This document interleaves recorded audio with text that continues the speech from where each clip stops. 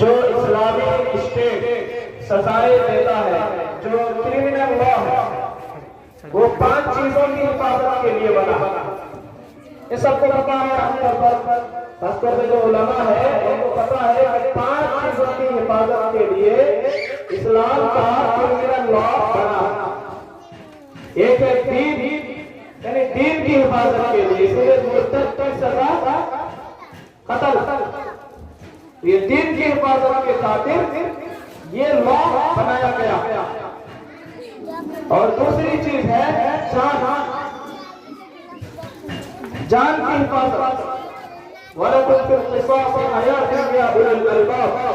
यानी जो किसी को कत्ल करे उसकी सजा ये है कि किसास का उसको कत्ल कर दिया जाए, इल्ला एक जो मकतूल है उसके वैसा उसके रिश्तेदार माफ कर दे अलग बात। तो ये दूसरी चीज है जिसके लिए ये लॉ बना। और तीसरी चीज है अकल, दिमाग की हिफाजत के लिए जो सजा है, जैसे शराब पीता है कोई तो उसको 40 कोड़े 80 कोड़े लगाए जाते हैं, तो ये दिमाग की हिफाजत के लिए सजा। इसी तरह चोर का हाथ काटा जाता है, ये माल की हिफाजत के लिए, माल की हिफाजत के लिए ये लॉ बनाया गया है। और आखिर में जो है नस्ल की हिफाजत के लिए जिनाकारी की सजा, नस्ल की हिफाजत के लिए, वंश की हिफाजत के लिए। तो आप देखिएगा कि हमारा जो तालीमी निजाम है, एजुकेशन सिस्टम है, ये पांचों को बर्बाद कर, इन पांचों चीजों को बर्बाद कर। दीन नंबर 1, दीन पर कितना असर पड़ रहा है इसका। तो एक तो ये है कि दीनी तालीम से दूर है,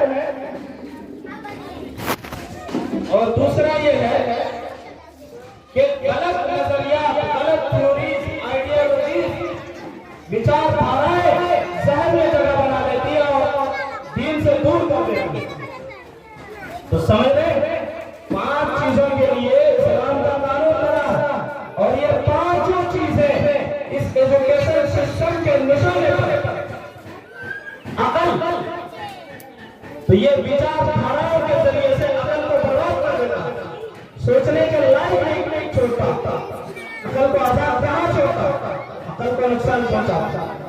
माल का नुकसान ये है कि इसमें हलाल हराम की कोई तमीज नहीं, सूदी कारोबार हो या रिश्वतखोरी हो या नशाखोरी हो, हर जगह माल को तबाह और बर्बाद कर दे, जाया कर दे, कोई मसला नहीं।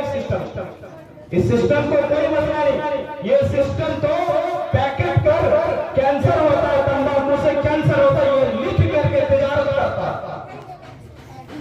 तो ये पैसे की भी बर्बाद और नस्ल की बर्बाद। जिनाकारी तो लीगल है, पढ़ाया जाता है, सेक्स एजुकेशन किया जाता है। तो मैं जो कह रहा हूं कि ये जो मॉडर्न सिस्टम ऑफ एजुकेशन है, ये पांचों चीजों के लिए खाता है, और जिन पांचों चीजों की हिफाजत के लिए ही शरीयत का कानून बना था, इस्लामी स्टेट की जिम्मेदारी कि ये पांचों चीजों की हिफाजत करते जो निशाने पर। तो इसलिए इन बातों को सामने रखते हुए कुछ बातें, ये सिस्टम कहां से शुरू हुआ, ये जो मॉडर्न एजुकेशन सिस्टम है जो आप देख रहे हैं, इसके बारे में मैं मुख्तसर अंदाज में बताता हूं कि पहले जमाने में इस्लाम मुसलमानों की बात नहीं कर रहा हूं, मुसलमानों ने तो इकरा बिस्मि रब्बिकल लज़ी खलक़ के बाद जो शुरू हुआ, तो ये गुलाम भी इमामत कर सकता था, गुलामों की बादशाहत चली है, सल्तनत में गुलाम आए हैं। ये इस्लाम का निजाम था। लौंडियों को तालीम देना, बड़े बड़े गुलाम जो है अल्लामा बने हैं, मुहद्दिस बने हैं। तो इस्लाम में ये जात-पात का कोई निजाम नहीं था। लेकिन दूसरी कौमों की बात कर रहा हूं कि वहां पे जो निजाम था वो सामंती निजाम था, फ्यूडल सिस्टम। यानी जो बड़े घर के लोग, एक मालिक होता था, दूसरा मजदूर होता था। तो मालिक जो है इसको शिक्षा का अधिकार था, दूसरों को नहीं। हाँ, जो गुलाम होते थे, जो मजदूर होते थे, उनको उतने ही अधिकार हासिल थे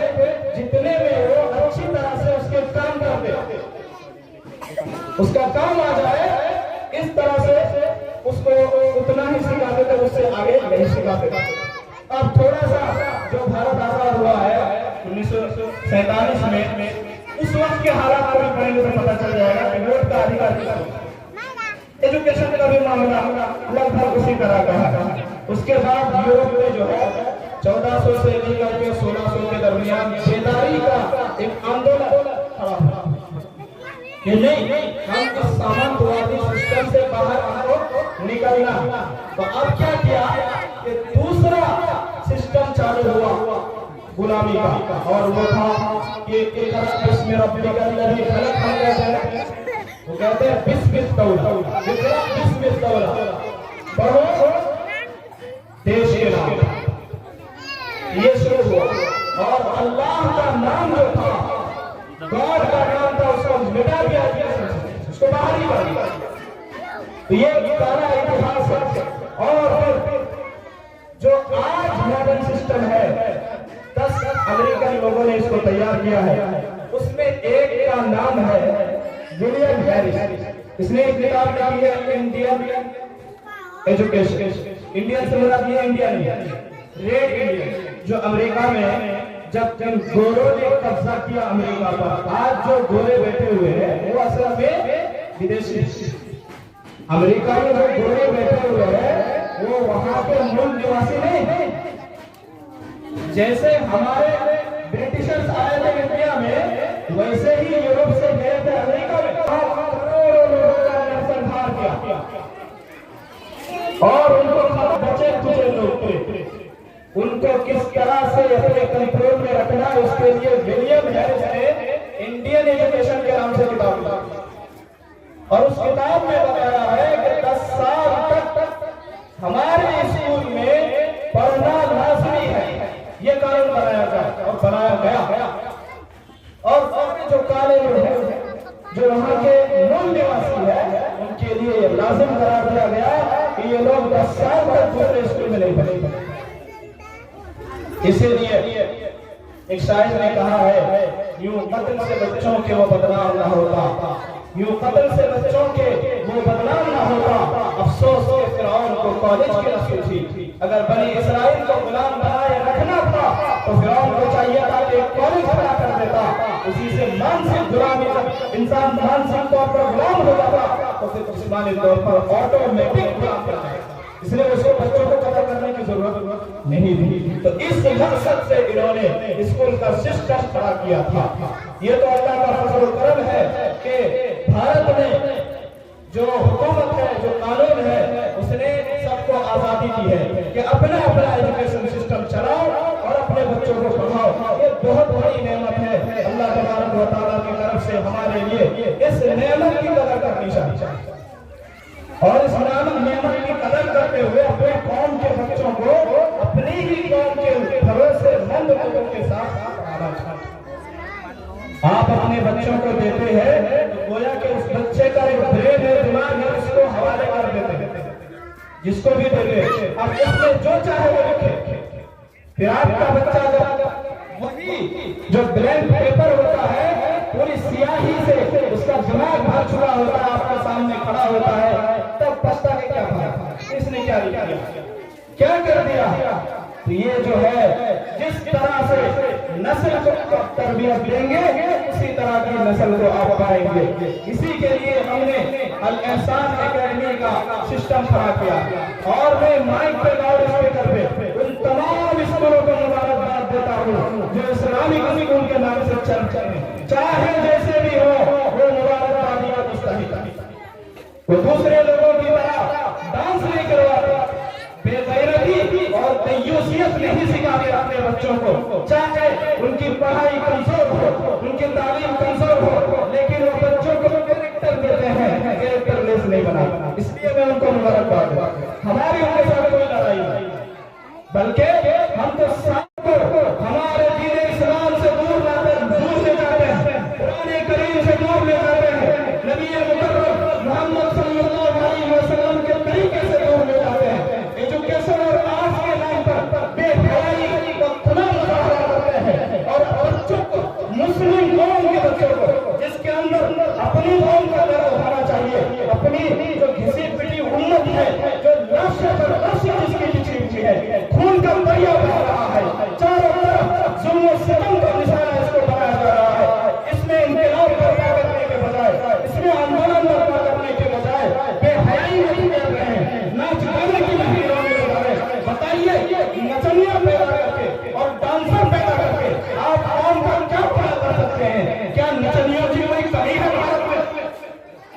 नचनियों की कमी है भारत में? ऐलान कर दीजिए, हजारों नचनिए यहाँ जमा हो जाए। नाचने वालों की कमी नहीं, डांसर्स की कमी नहीं है, कमी है तो इस कौम को आगे बढ़ाने वालों की कमी। और यही मकसद है कि हम ऐसे अफराद को तैयार करना चाहते हैं जो अफराद आगे चल करके इस कौम को आगे बढ़ा। हमारा कोई पैसा लेने का मकसद नहीं, पैसा सभी लेते हैं और इस मुल्क को चलाने के लिए हमको पैसा देना पड़ता, ये हमारी मजबूरी है। अगर हम क्वालिटी वाले टीचर रखेंगे तो क्वालिटी की सैलरी देनी पड़ेगी। लेकिन आप सोचिए कि आप 500 रुपये यहाँ लुटा रहे हैं, 500 रुपया दूसरी जगह भी लुटा रहे हैं, तो दोनों में फर्क क्या है ये आप सोच लीजिए। आपका पैसा कहाँ जाएगा? क्योंकि क़यामत के दिन सवाल किया जाएगा कि आपको जो माल हमने दिया था उस माल को कहाँ पे लाते? सवाल किया जाएगा। आप डांस के लिए, नाच गाने के लिए खर्च करते हैं। तो ये जो हमारी जो दुर्गत हुई है, यूपी बन गई है, ये हमारे कर्तव्य का नतीजा। और ये जो छोटे छोटे हमारे इस्लामी स्कूल कायम है, चाहे हम हो या दूसरे हो, ये बरकत है कि हम बचे हुए हैं। मदारिस की बरकत है कि हमारे मस्जिदों में आसान होते और नमाज। अगर ये धर्म होता है तो फिर कोई अल्लाह रहने वाला नहीं, क़यामत है। तो इसलिए मेरे भाइयों बुजुर्गों, वक्त बहुत हो चला और हमने अपना दर्द आपके सामने पेश कर दिया है कि असल मकसद क्या है और जो हमारे कौम के बच्चों के साथ खिलवाड़ कर रहे हैं जो लोग, उनको सबक सिखाना, उनको रोकना आप सबकी जिम्मेदारी। ये इलाका हमेशा से दीनदारी में मशहूर रहा है। इस इलाके को जो तबाह बर्बाद करने वाले लोग हैं वो मैं कहता हूँ क्रिमिनल है, उनको रोकना हम सबकी जिम्मेदारी। हमारे बच्चों को आप एजुकेशन दीजिए, साइंटिस्ट बनाइए, डॉक्टर बनाइए, ये हमारा भी इलाका है, लेकिन नाचने गाने वाले मत बनाइए। और 5 चीजें जो है, इन 5 चीजों की हिफाजत के लिए कुरान मजीद उतरा है। नबी करीम सल्लल्लाहु अलैहि वसल्लम तशरीफ लाए इस दुनिया में। एजुकेशन में कोई भी ऐसी चीज ना हो जो इन 5 में से किसी चीज को टारगेट करे। तो इसलिए अल-इहसान एकेडमी का एक दर्द भरा इतिहास ये ऐसे ही कायम नहीं हुआ। सबसे पहले जब हम लोग मदरसे से निकले, हम लोग आप ही के चंदे से पढ़े हुए, तो आपका कर्ज है। हम निकले वैसे ही हमने हमारे साथ नौजवान थे, उन सब का इरादा था कि इस इलाके में कुछ किया जाए। जरूरी है भी, वरना ये जिस दिशा में बढ़ना शुरू किया है वक्त गुजर जाएगा, संभालना मुश्किल हो जाएगा। इसलिए हमने मकतब पर ध्यान दिया और मकतब के लिए 3 साल का कोर्स बनाया था। आपको याद होगा कि 2-3 जगह पर हमने कायम भी कर दिया था वो मकतब, और अल्हम्दुलिल्लाह बच्चे भी आ रहे हैं। लेकिन हमारा जो है वक्त की कम होने की वजह से और दूसरे कई कारण है जो मैं बताना नहीं चाहता हूँ, उनकी वजह से वो सिस्टम बंद हुआ। फिर हमने इरादा किया कि हमारे नौजवानों ने मिलकर के एक तंजीम बनाई थी, यूनाइटेड गुमानी ऑर्गेनाइजेशन। उसके मातहत हम मदरसा कायम न करके, स्कूल न बना करके, जो स्कूल के अच्छे लोग हैं उनकी हौसला अफजाई, जो फर्स्ट पोजीशन लाते हैं, सेकंड पोजीशन लाते हैं, थर्ड पोजीशन लाते हैं, उनकी हौसला अफजाई करें, उनको इनाम। इसी तरह दीनियात पर मुश्तमिल क्विज का प्रोग्राम कराए, कैरियर गाइडेंस का प्रोग्राम कराए, इसी तरह दीनी दर्स का इंतजाम हो स्कूल के बच्चों के लिए। ये बहुत कुछ सोच लिया था हम लोगों ने, लेकिन वो भी नहीं। और उसमें फंड की परेशानी, सिस्टम से जब फंड कलेक्शन ना हो तब कुछ नहीं करेंगे। और हम उस बैकग्राउंड से नहीं है कि अपने जेब से दे सकते। तो अब ये तीसरा स्टेप है एहसान करने, क्योंकि ये सिस्टम है, क्योंकि आप सबने हम पर भरोसा जताया इस पर हम तहे दिल से आपके शुक्रगुजार। वरना हमको उम्मीद नहीं थी कि 50-60 से ज्यादा बच्चे हों, लेकिन लोगों आज भी अच्छे लोगों की कमी नहीं। देखिए हमारे स्कूल में 120 प्लस स्टूडेंट पहले ही साल। तो ये आपका बड़प्पन, आपका दिल हमारे बारे में अच्छा सोचता, इसी का परिणाम है, इसी का नतीजा है कि आपने आप पर भरोसा। तो मैं भी आप पर भरोसा दिखाता हूँ कि ये हमारे बच्चे जो है अमानत, जितनी ताकत है सब कुछ जितना हम जानते हैं सब देने की कोशिश करेंगे, सब देने की कोशिश करेंगे। हमारे टीचर्स हजरात हैं, वो लोग भी मेहनत मशक्कत से जो है 2 तारीख से ही ज्वाइन किए हुए हैं। आज तो 6 है, उससे 4 दिन पहले ही से आ रहे हैं वो स्कूल में, डेली आ रहे हैं, ताकि क्लास का निजाम बनाए, शेड्यूल बनाए, किस तरह से कौन पढ़ाएगा, ये सारा सिस्टम बने और सिस्टम से आपके बच्चों को पढ़ाया जा सकता है। तो अल-एहसान एकेडमी के मकासद आपके सामने थोड़े थोड़े आगे मैं पॉइंट वाइज दोहरा देना चाहता हूँ।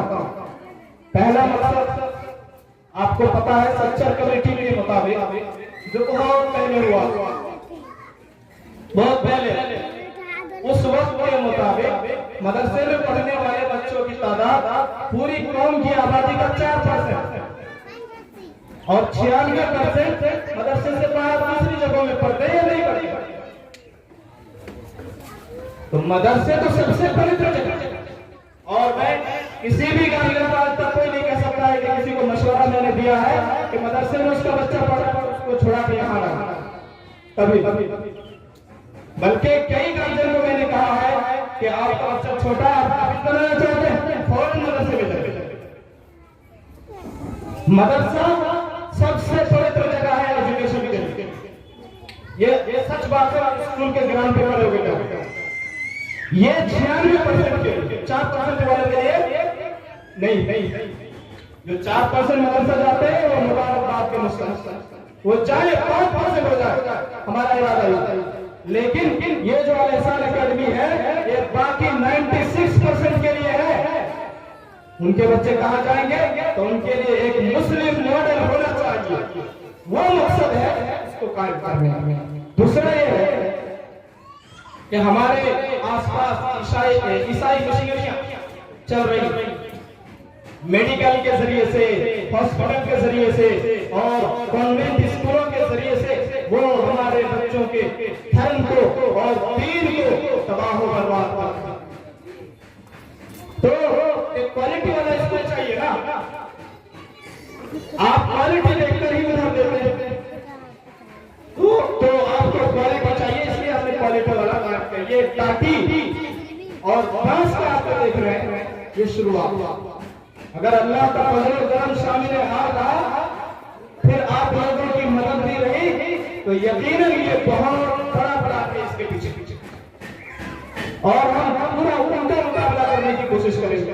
जो सेंट जेवियर है, होली फैमिली है और दीगर जो स्कूल है जिन्होंने अपना नाम बना लिया, पढ़ाई होती नहीं होती मुझे नहीं पता, मैं कोई कमेंट नहीं करना चाहता हूँ, लेकिन इस पर मैं जरूर कमेंट करूंगा कि आपके बच्चों के कैरेक्टर और आपके बच्चों के अकीदे के लिए बहुत घातक, तो उन लोगों के लिए, उन पेरेंट्स के लिए जो क्वालिटी एजुकेशन के लिए इस तरह के स्कूलों में डालते हैं, उनके लिए ये स्कूल तैयार किया गया। इसी तरह हर कौम को अपने कल्चर और अपने सिविलाइजेशन और अपने तहजीब और सकाफत फख्र होता है। हम कौन सी कौम कि हमको अपनी तहजीब पर शर्म आती है? क्यों? एक आदिवासी को भी जिसके पास इतिहास की कोई किताब नहीं, आदिवासी की क्या तारीख है, सब अपनी जबानी है, इतिहास नहीं है। हम तो वो कौम है कि हमारी शुरुआत ही तरह से, और शुरू से हमारे पूरा इतिहास हमारा मौजूद है, किसी कौम के पास नहीं है। किसी को कोई दावा नहीं कर सकती कि शुरू से लेकर के आज तक उसके पास सारा इतिहास मौजूद नहीं है, लेकिन मुसलमानों के पास है, तो फिर किस बात का शर्म? तो हम एलानिया तौर पर अपने कल्चर का मुजाहरा करेंगे, प्रदर्शन करेंगे अपने कल्चर। ऐसा होना चाहिए कि अपने कल्चर पर फख्र हो। इसलिए हमने बच्चियों के लिए स्कार्फ का इंतजाम किया और बच्चों के लिए टोपी का इंतजाम किया। और सिर्फ पहनावे में कल्चर नहीं होता, बहुत सारी चीजों में, बोलचाल में, खाने पीने में, उठने बैठने में, बातचीत करने में, सारी चीजों में इस्लामी कल्चर को फॉलो कराना, ये अल एहसान एकेडमी का एक मकसद। इसी तरह जो इस्लामी स्कूल है हमारे आसपास, वो हमारे साथी हैं, हमारे दोस्त हैं, उनको साथ में लेकर के चलना भी एक मकसद। इसी तरह हमारी जो लड़कियां हैं, मुस्लिम बहनें और बेटियां हैं, वो गैरों के चंगुल में फंस रही हैं अपने दीन को न जानने की वजह से, अपने दीन के बारे में संतुष्ट न होने की वजह से छोटी छोटी लालच में आ जाती है और अपने दीन का सौदा कर बैठती है। इस तूफान को रोकने के लिए अल एहसान एकेडमी को कायम किया गया। इसी तरह सिलेबस पर खास तौर पर तवज्जो है। जैसा कि आपने सुना साबित सर से कि सिलेबस में जो एक्स्ट्रा चीजें हैं, जिस एक्स्ट्रा चीज को देने के लिए आप जो है 2-3 आलिम की जरूरत पड़ती है। आप ट्यूशन भी पढ़ाते हैं तो कुरान मजीद पढ़ाते हैं, अम्मा पारा पढ़ाते हैं, लेकिन आपके सामने पेश किया गया कि क्या क्या चीजें आपको सिखाई जाए। एक तो अरबी लैंग्वेज एज ए लैंग्वेज, अरबी जबान, अरबी भाषा जिसको कहते हैं, अरबी रीडिंग नहीं। कुरान पढ़ते हो अरबी रीडिंग है, एज ए लैंग्वेज नहीं पढ़ी उसको। तो कुरान मजीद तो है ही, और तजवीद जिसको उच्चारण कहते हैं, उच्चारण के साथ, दुरुस्त प्रोनाउंसिएशन के साथ, और अरबी को एज ए लैंग्वेज शामिल किया गया। और उसके बाद इस्लामी तालीमात, हलाल हराम, आदाब, हुकूक, बहुत सारी चीजें। तो ये भी एक मकसद है कि आपको एक्स्ट्रा तौर पर ये सारी चीजें आपके बच्चों को मिल जाए। इसी तरह बच्चों को नशा से मुक्त हमारा अल एहसान एकेडमी का मकसद है। बहुत सारे कहा जाता है कि टीचर लोग कहते हैं कि जाओ बेटा बीड़ी लेके आओ, सिगरेट लेके आओ, नशा का नाम बोल देते हैं, उसे वो पैकेट लेके आओ। तो क्या होता है, बच्चा सीख लेता है, जान लेता है कि ये भी कोई चीज है खाने की, तो उससे तरबियत होती है, उसकी गलत तरबियत होती है। तो यहाँ पर नशा पर बिल्कुल पाबंदी। तो नशा से मुक्त स्कूल की तलाश जिन पेरेंट्स जो है उनके लिए ये स्कूल बनाया गया। इसी तरह इस्लामी तहजीब की एलानिया नुमाइंदगी पर भी बात हो चुकी है, अल्हम्दुलिल्लाह। तो ये सारी बातें हैं। आपने जाना कि इस स्कूल का क्या इतिहास है, इस स्कूल के पीछे क्या मकसद है कायम करने के पीछे, और आपके बच्चों को हम क्या देना चाहते हैं, और कौम की जो हालात है, चाहे वो सियासी तौर पर, राजनीतिक तौर पर जो हालत है वो भी गई गुजरी है, आर्थिक तौर पर हमारे कितने भीख मांगने वाले लोग हैं, उसमें भी हम ये पिछड़े, शिक्षा में भी हम पिछड़े हुए हैं। तो आखिर हमको कौन सी शिक्षा की जरूरत उस अल्लाह तबारक व तआला हमने इतने सारे जो वादे किए हैं आपके सामने, अल्लाह तू उनको पूरा करने की तौफीक अता फरमाए। अल्लाह तेरी मदद के बगैर हम ये सारे वादे पूरा नहीं कर सकते। हम इंसान हैं, कमजोर हैं, नातहा हैं, लेकिन अल्लाह तेरी जात से पूरी उम्मीद है कि तू मैं युरिदिल्लाहु बिही खैरन युफ़क़िहुहु फिद्दीन, कि जिसके साथ अल्लाह भलाई का इरादा करता है उसको दीन की समझ अता करता है। तो यकीनन जो दीन की समझ पैदा करने के लिए अपने बच्चों को लाते हैं, यकीनन अल्लाह ने उनके साथ भलाई का इरादा किया है, इसीलिए वो लाए हैं। तो उन सबको मेरी तरफ से मुबारकबाद। इन्हीं बातों के साथ मैं अपने कलिमात और अपनी बातें करता हूँ। अल्लाह तबारक व तआला है, अल्लाह तबारक व तआला हम तमाम को अपनी अपनी जिम्मेदारियां अदा करने की तौफीक अता फरमाए। आमीन।